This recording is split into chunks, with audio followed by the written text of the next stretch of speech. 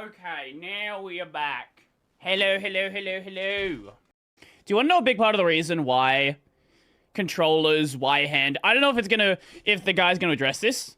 Do you know a big part of the reason why controllers and handhelds getting bigger? It's because gaming is not for children anymore. Kids play on a phone. Kids play on phones and tablets. Kids don't play consoles. This is something a lot of indie game devs have noticed. They will show off their game at a con, and a lot of kids don't know how to play the game and try to touch the screen. Like, this is a documented phenomenon. Kids don't play with consoles. Do you ever think gaming handhelds will become a normal, pocketable size again? We're now a couple months out from... Well, okay. From big companies, no. However, there are devices like this one that we saw yesterday. The AYN Thor, which is basically it is a legally distinct DS. Did you get the YouTube sidebar change? I think this is different. I'm not sure. Ignore this. This is stuff from a plugin. I think it's different. Launch of the Nintendo Switch 2, and my most major feeling about it is that it's gigantic. It is. Now, don't get me wrong. This thing is performant. The screen is awesome. True. But if I play it for too long in handheld mode, it doesn't feel very good. A lot of that has to do with the fact that it's like totally flat. Like, I don't think they cared that much about the ergonomics of it outside of, making sure that the shoulder buttons kind of have a little... Let me go grab the fucking Steam Deck.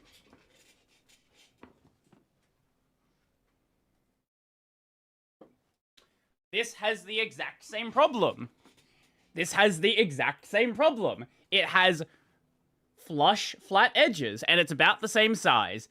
It has the exact same problem of being kind of uncomfortable after holding it for a while.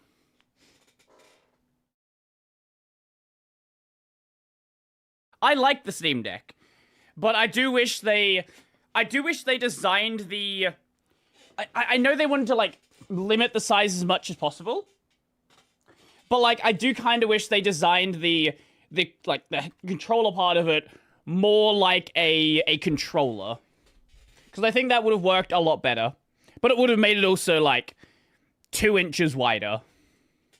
Bit of a grip to the top of them, but I ended up buying these grips from a department store in Tokyo for $5 the week that the Switch 2 came out. They help a little bit, don't get me wrong. They cool. Add this, like, curve to the back here. And I like the way they feel, but still, they don't, like, fix the problem. And the problem is that every handheld is this big now, no matter which one it is. Well, all 2 of them on the market.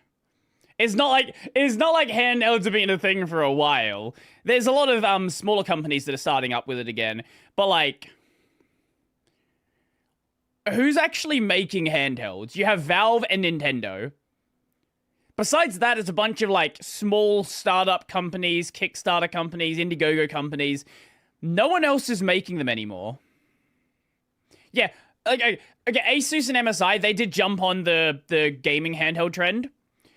But that's, like, relatively recent. I think the other handheld that pushed everything in this direction was the Steam Deck. Oh. And the Steam Deck is also gigantic. When the Steam Deck came out, everyone was like, that thing is huge, and it looks very silly. I mean, the D-pad is, like, hanging off of one side almost, and so is the B button on the other side. But at the very least, look at those grips. It does have back grips. They got some big grips. The back grips make it more usable than it would be otherwise. If those weren't there, it would be entirely unusable. Heavy it is. The Steam Deck is surprisingly comfortable to hold and play for long periods of time. I don't find myself playing really intense games. Like, I know this was a real Elden Ring machine for a lot of people. It never really was for me. I can't even imagine trying to play Elden Ring on this. But for playing kind of smaller scale indie games or story-based stuff or RPGs or whatever, the Steam Deck was like my go-to for years. But the problem with both the Steam Deck and either the Nintendo Switch 1 or the Nintendo Switch 2 is that they're too big to like bring with me. You know what I mean? I feel like every handheld that comes out now needs a case on it if I want to take it. Yeah, if you want to take a Steam Deck or a Switch with you, you kind of need to walk around with a backpack. Or, I don't know if I've ever shown you guys this.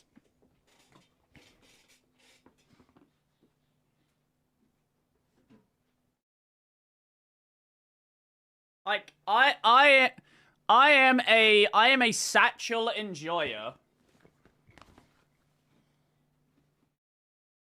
I don't need shit in my pockets. I don't need to fucking like sit on my wallet and give myself a fucking back injury. Satchels. Bring them back. Everyone should wear them. Do not allow the women to have a monopoly on carrying bags around. That gets close to a lady's purse, and the ladies are right. Do not let the women monopolize carrying a bag around. It is very convenient.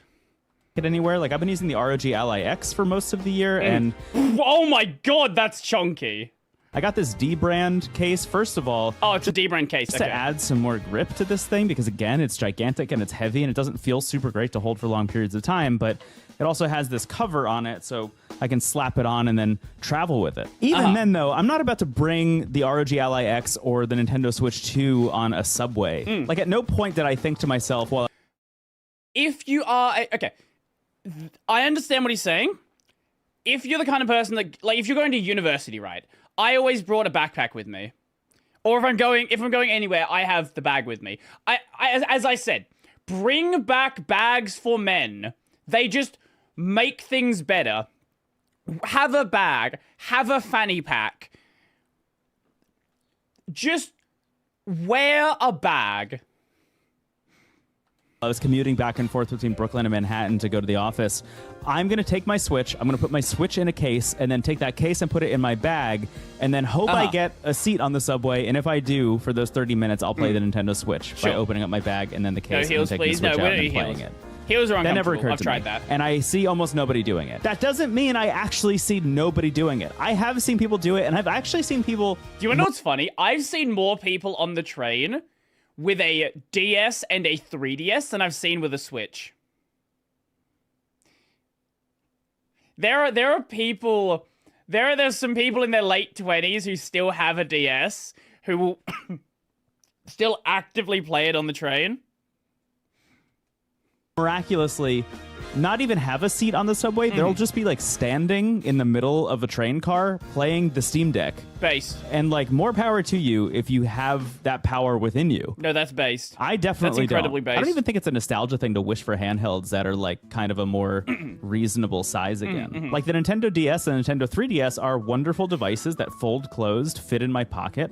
I don't feel like I need to put them in a bag. They are their own case in a way. And they have wonderful games on them that feel purpose-built for playing on the go. I've actually spent the last 6 months playing games on the PSP, which is kind of where this entire feeling came from. Specifically, I've been playing a lot of games on the PSP Go, which, in my opinion, is like the coolest device ever made by anybody. Cool. I mean, look at this thing. When you close it like this, it turns into a little clock. That's really cool. Isn't that so nice? All of this was in preparation for an episode of a show that I co-host called Into the Aether, where every year we'll play like every great game from a console's library and then talk about it for hours and hours and hours. So if you want to hear me and my co-host talk about the PSP and every great game on the PSP for about 7 hours, the link's in the description. Regardless, I've just been really blown away by the games I'm playing on the PSP. This thing that folds up into nothing and fits in my pocket very easily. And the experiences and the games you have here are just as fun now as they were in the early 2000s when they came out. I think the interesting cultural... It's almost like good games stay good. Crazy, isn't that? It's almost like when a game is actually good, graphics don't matter, art doesn't matter, you can get over some, like, legacy weird design. Good games are still good. You can go back and play, I don't know, FF7. Still a phenomenal game. You can play, what's the Dragon Quest game? Dragon Quest PS2. What number was it? 8? 8? Is that it? Yeah, you can play Dragon Quest 8, still a phenomenal game. You can go back and play, well, the thing with OG Pokemon is you're gonna have a better experience going back and playing like Emerald, going back and playing, when you go back and play like Red or Gen 1 and Gen 2 games, they're a little rough. Gen 1 and Gen 2, they're still good, but they have a lot of mechanics that have aged real badly. Gen 3, though, Gen 3 is phenomenal still. Minecraft graphics don't matter. Minecraft's a very intentional style. That's a little bit different. Like, Minecraft was made at a time where you could make a game that looked phenomenally better, but they chose to make it look like that. But yeah, you go back and play, like, any of these old games, they're still good. Sorry, we got sidetracked by good games. It's rare these days to have good games. Shift that we've seen in terms of the games that we play on handhelds and the ones that we take with us is that all of these games are being built for every platform. The expectation for consumers is that any game that comes out should be playable anywhere. And sometimes that means playing natively on the console, like with the Switch 2 or with the Steam Deck. Sure, there's no games like Pokemon Ranger. Pokemon Ranger and The World Ends With You are games that fundamentally only work on the DS. That's why when The World Ends With You came out on other consoles, they didn't release the game. They made a new game. Get your stylus ready. Here's the trailer for Pokemon World awaits. Pokemon Ranger. What a game. This fantastic adventure takes you to the Fiore region, where you will become a Pokemon Ranger, and with the help of Pokemon, protect nature and save other people and Pokemon. The key to your adventure is the Capture Styler. Encircle a wild Pokemon to capture it.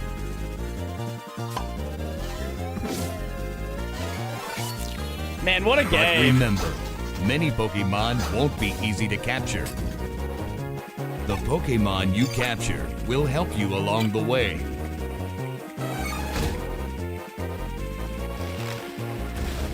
Some Pokemon can use field moves to help you clear the path, or Poke Assist to help you capture more Pokemon. Pokemon.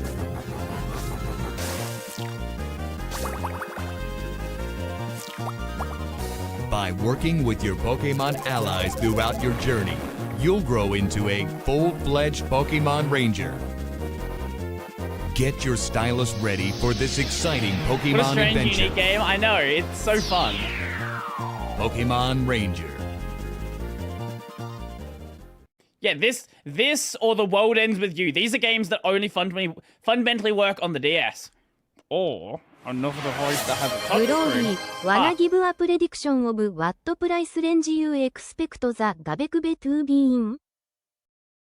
The JPTTS fucking died there. I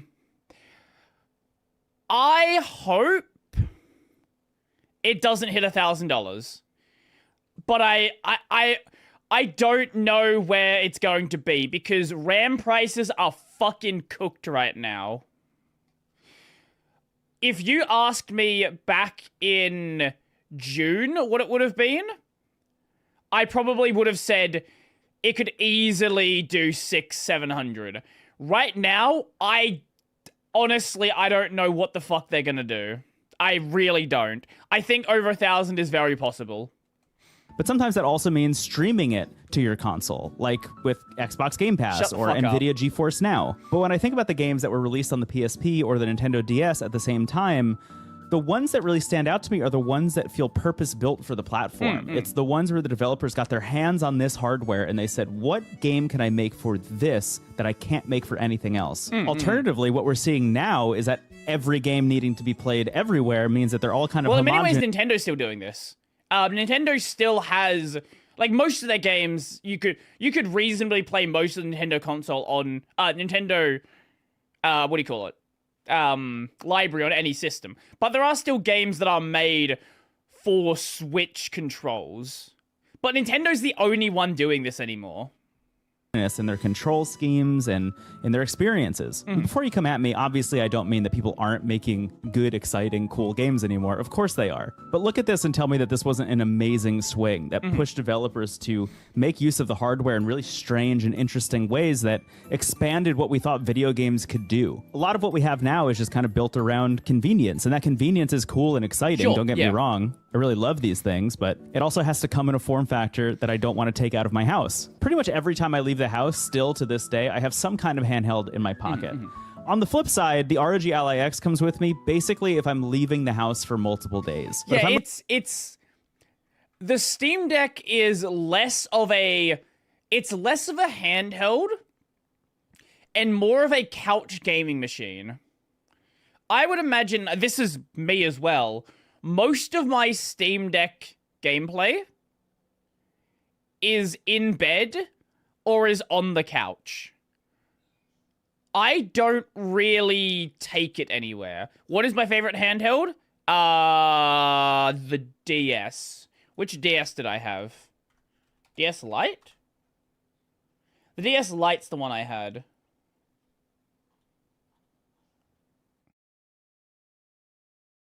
Wait, is it the DS Lite? Yeah, DS Lite's the one I had. Yeah. Any of the variants of the DS except for the first one. I never had a 3DS, so I can't comment on the 3DS. But I think with a lot of games, they didn't really actively use the 3DS, the 3D of the 3DS anyway. Like, yeah, you could enable it, but they weren't really using it for anything besides, ooh, look, 3D. Like going to meet up with a friend at the movies or something and say I'm going to be there 30 or 15 minutes even before my friend shows up. It's really nice to have something like the PSP Go in my pocket that I could just flip on and make a little bit of progress in something. I think a lot of the reason these devices need to be so big now is outside of just the fact that all games need to be playable on all devices, is that people are demanding more performance out of games than they ever have before. It's amazing to go on like the Steam Deck subreddit and see people flipping out about a new AAA game not being playable on the Steam Deck at launch. Do you know how old this thing is? It should be playable. The problem is a lot of these new AAA games are not playable on full PC hardware. So sure, you can make that argument. But at the same time, a lot of these games barely run on like a fucking 5070.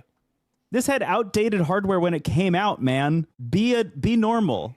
Be normal about it. I do think it's worth mentioning, though, that there is one place where handhelds are still small and pocketable and portable, and that's in the emulation handheld space. If you know anything about me, you know I have a lot of emulator handhelds. I have reviewed them on this channel and on my blog and elsewhere. I have a whole podcast about it called Next Portable Console, where I really put an emphasis on portability. For example, this is portable, but not pocketable. We're living at a time where there are a bunch of manufacturers making interesting handhelds that are different sizes and form factors, and it's really cool to see. Like if you've ever been playing the Game Boy Micro and you thought to yourself, man, that's the worst console ever made. That was my very first handheld. I think I actually had the same color as well. Yeah, no, this is exactly what I had. The Game Boy Micro. This was my first experience ever playing a Nintendo game. I played Pokemon Sapphire on this, and many other titles, like the Spyro and Crash crossover game, and the really bad GBA port of Ty the Tasmanian Tiger, Night of the Quinken. man, what if I could play PS1 games on here? Well, guess what? Anbernick has you covered with the RG28XX. If you're like me and you were obsessed with the PlayStation Vita and you've always wanted something that looks exactly like the PlayStation Vita but plays up through the Nintendo Switch, for example, you can get the Iron Odin 2 Mini. There are just a lot of handhelds out there, but they're built for emulation. They're not built for playing new stuff. I think that's the biggest point I want to make here, is that while there are great little handhelds being released all the time, nobody's making games for these. When the Nintendo Switch was first announced, another big announcement came in the form of a restructuring of the development teams within the company. Basically, they were blurring the line between the console game development teams and the handheld game development teams. That meant that no matter what team you were working for within Nintendo, you were all building for the same hardware. There was no need to be supporting both a handheld and a home console device at the same time if the device itself was both of those at the same time. In the past for Nintendo, having a device for each was pretty helpful. In instances where things like the Wii U was flopping, the 3DS was succeeding. And that was great for Nintendo because they had something that was working that they could invest a lot of time and effort into. This was actually one of the biggest... Wii U was... The only reason the Wii U flopped is it was badly marketed.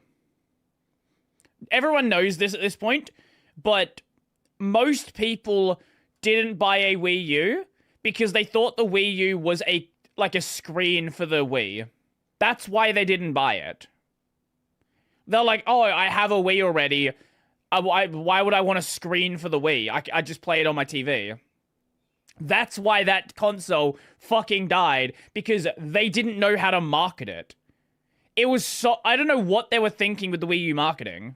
Problems with Sony and specifically the PlayStation Vita, because when the PS4 came out, all eyes were on the PS4, and Sony was like, we really need the PS4 to succeed. That unfortunately meant this thing was being left completely in the dust. The PlayStation Vita was not selling as fast as the PlayStation 4, so they just stopped making games for it, and they stopped talking about it at E3s year after year after year after year until people just assumed it was dead, and then eventually it was officially dead. But if you look back at the libraries of the Game Boy and the Game Boy Advance and the DS and the 3DS and the PSP and the Vita, there are these incredibly rich libraries of really inventive games. Even the ones that were striving to be console quality games in a portable form factor were also built in a way that understood that you might be playing this on a bus and you might only have 5 minutes between bus stops to open up and play Crisis Core, for example. I think one of the best Kingdom Hearts games is Kingdom Hearts 358 Days Over 2, and a lot of that stems from the fact that it's a mission-based structure. They managed to take everything great about Kingdom Hearts and shrink it down into a game that you can play in like 5 to 10 minute chunks at a time. And while that's innovative in it, let's talk about Recoded. Let's talk about Recoded.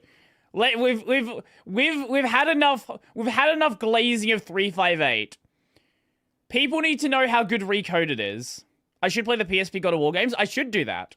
Itself, what the team was able to do was take it a step further and say that's actually thematically what the game is about. It's about the dour nature of this character checking off missions on a checklist every single day and waking up and needing to do the same thing over and over and over again. And the same is actually true of Crisis Core on the PSP. It's a game where you play as Zack, and Zack is working for Soldier, and he's just checking off missions on a list one at a time over and over and over and over again. But things get weirder and weirder and weirder as you continue to do that. In both cases, they've taken these gigantic franchises and shrunk them down into games that understand that they need to be played on the go. That's not to say there aren't games like that being built for the Switch or for PC that are playable on the Steam Deck, but I just don't know if they have that same je ne sais quoi. You know what I mean? One huge shout out that I have to give is this. It's the Playdate. Came out a couple of years ago. What the fuck is that? And it's a little like Game Boy looking thing with no backlight and a monochromatic screen. Okay. And it has a crank on the side. And the entire idea of the Playdate was that they found some of the best indie developers out there to make incredible games for this thing that utilize the D-pad and 2 buttons and a crank. It feels like a little adorable answer to the question at the top of this video. The Playdate feels like a spiritual successor to something like the Nintendo DS, where games that utilize the crank the most are the ones that feel the most innovative and the most interesting. I love this thing so, so much. I think the bigger culprit here, though, when it comes to manufacturers making consoles of this size, is that we just have to compete against phones now. Nintendo doesn't want to compete against your phone. Sony doesn't want to compete against your phone. Everyone has a phone in their pocket. Well, that's the other thing. That's another part of the reason why they're not targeting, they're not targeting handheld experiences, because the handheld experience is on your phone. That's like a big problem. People that want to play a game on the go, they're already playing a game on the go and it's on their phone. Now, the phone games might be shit, but I already have a phone. Those phones have access to app stores, and those app stores have games on them. And increasingly, those app stores have emulators on them. They do. Which means that you can kind of play whatever game you want on your phone. And in a world where everybody has that capability at all times in their pocket, making something like this just doesn't make a lot of sense. And that's why we're getting things like this with bigger screens and more impressive graphics in a size that you don't want to take out of your house, because you already have something that plays games that you're taking out of your house every single day. and it's your phone. Yep. So have I lost hope here? Absolutely not. All is not lost. Honestly, things like the Playdate give me a lot of hope. I think as long as companies are taking chances on things like this, and as long as handheld emulators continue to exist in weird sizes and form factors, I still think the dream of actually portable gaming is alive and well. And culture and trends shift so much over time, and I think it's only a matter of time, realistically, before people start to get sick of having bigger screens and they want things that are more portable. Well, they actually already are kind of coming back. Like, people in my generation that grew up with these smaller handhelds, I'm seeing a lot more of them just sort of out and about again. Regardless how small a new handheld is, it's still a hassle to bring one extra device with you. Yeah, for sure. Honestly, one of the big things that I see coming down the pipeline is this realm of foldables, which are becoming more and more popular. People are already feeling like their phone screens are too big, but they also don't want to give up the size of those screens, and that's where foldables come into play, with companies like Google and Samsung making things that fold in half. It means that you can have your giant screen, but when it folds up and you put it in your pocket, it doesn't feel like you have a giant screen in your pocket. It's the best of both worlds, and Samsung has already shown how they could apply that to gaming if they wanted to. It's a bizarre device, but at least they're trying something new. Sure, I think the idea I of having guess. something like a 3DS that you can open up and just... I think this feels like a solution without a problem. Like, this already is at a pocketable size. Having that be foldable, like, it's like, yeah, it's neat. It's a cool tech demo. But what is the use case? Right? Like, this is already the size of your phone. So, like, why would you want to fold it and make it smaller? It already fits in your pocket. Nice, but at least they're trying something new. I think the idea of having something like a 3DS that you can open up and just has one giant screen inside is really interesting. And in fact, there are people emulating 3DS and Nintendo DS on their Samsung Galaxy Folds, and it looks sick. I would absolutely do that if I had one of those. I think one of the most interesting things about playing through the PSP library over the past 6 months is this feeling that Sony was still trying to figure things out. The first-party games for this thing were weird and experimental. You had things like Loco Roco and Gitaru Man. And yeah, you still had Jak and Daxter and Metal Gear Solid and all of the hits, but there were people taking really big, weird chances on the PSP. And when I look at what's happening on the PS5 or any other console, really, I'm seeing this kind of nexus point where every single game is this big AAA, third-person, over-the-shoulder narrative experience. It's kind of like Uncharted, kind of like The Last of Us. Everyone thinks they are Hideo Kojima. Every single developer thinks they are Hideo Kojima. Bitch, you're not Hideo Kojima. Stop it. Cease. And God willing, we can sell it to Amazon to get adapted into a TV show or something. If it's not something like that, it's one of the 12 or was it 13 live service games that Sony greenlit and then canceled, I think, most of. Maybe not all of, but I think most of at this point. Oh yeah, Marathon is still coming out. The idea behind that move was to invest all of this money in a bunch of different live service games and hope that one of them takes off and makes enough money to pay for all the rest. When Concord... Does anyone remember with Concord? They actually had a roadmap. Let's see if I can find it. Concord roadmap.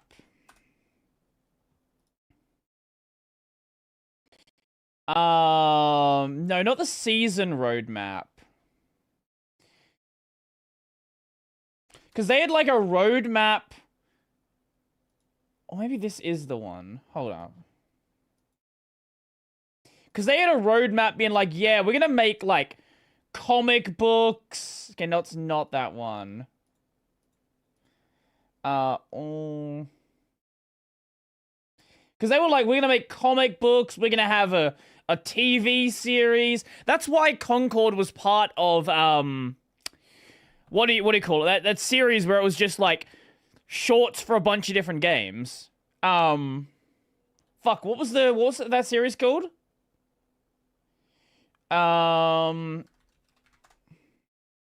Secret Levels. Yeah, that's why it was in Secret Levels. They had like this big plan to like make it a cinematic universe. But every time I play Astrobot, I look around at all of the different Astrobots dressed as all of this other incredible intellectual property that Sony has in its stable that it's just leaving dormant. Like, how many people would go absolutely wild for a new Parappa the Rappa game in 2025? Like, something that's small in scope, takes a couple hours to beat, and can make its money back very easily. And that's not to say the lesson here is to just revive dormant IP. The lesson here is to take chances. No, I think I think they should revive dormant IP and actually revive it, not go and make some fucking new bullshit with it. Like, okay, how is it that, like, we still have Ratchet and Clank still just being Ratchet and Clank? Somehow that is the only IP they still have that is still just Ratchet and Clank. They haven't made, like, yes, it's maybe there's like more story than there used to be, but like at its fundamental core, it is still the same series it has been for the past 20 fucking years. When was the first Ratchet and Clank game? What year was that?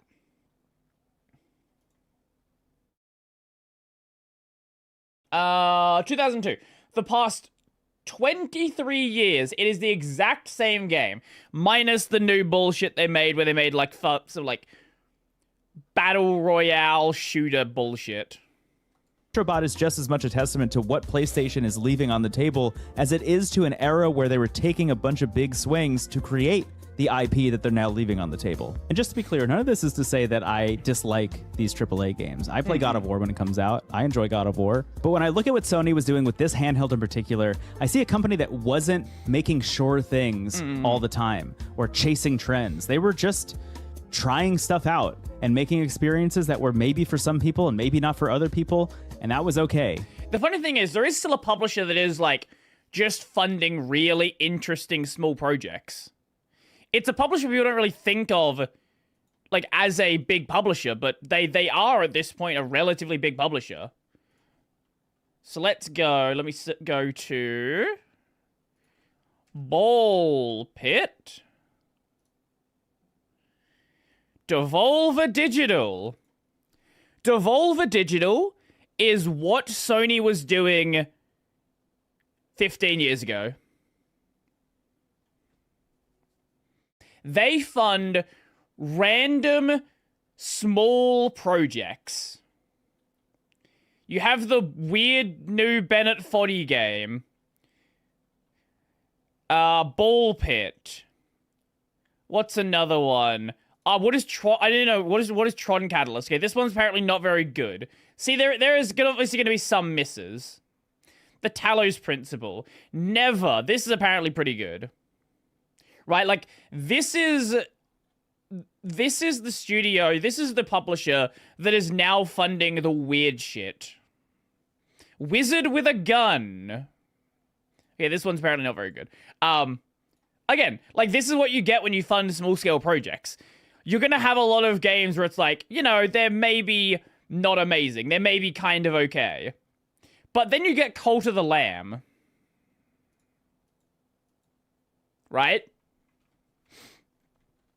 I think the problem with the big studios is they are so expensive at this point that they need games to be these like massive breakout successes because they want to spend $100 million on a game on the low end. If I remember correctly, Cult of the Lamb paid for itself in like a week. Probably, I wouldn't be surprised. Same with like Ball Pit. Hold up. Was Gungeon Devolver Digital? Or was that someone else? Gungeon was Devolver Digital. But now everything is gigantic. The PlayStation Portal is also huge. The rumored PlayStation handheld that is coming next, I imagine, will also be huge if it needs to play PS4 or PS5 games. C'est la vie. Maybe the rubber band will snap back, you know? A guy can dream. Hey, thank you so much for watching Good this. video. If this is your first time at the channel, stuff. Thank you for being here. Maybe hit subscribe. Maybe. So you can already see the chat, but it's not refreshing. Oh, is it not refreshing? Oh, I'll fix that. That happens sometimes.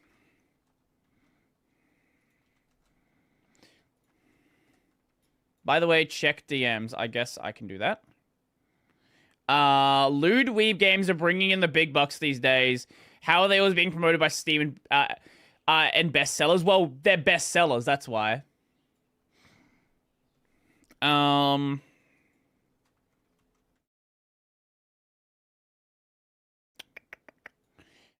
Where's my Discord window?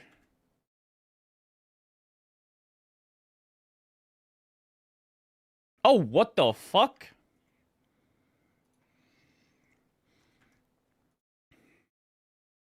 Oh, okay, cool. We'll deal with that afterwards. Yeah, I guess we used to have really big handhelds as well. It's just no one bought this one. Maybe someone bought it.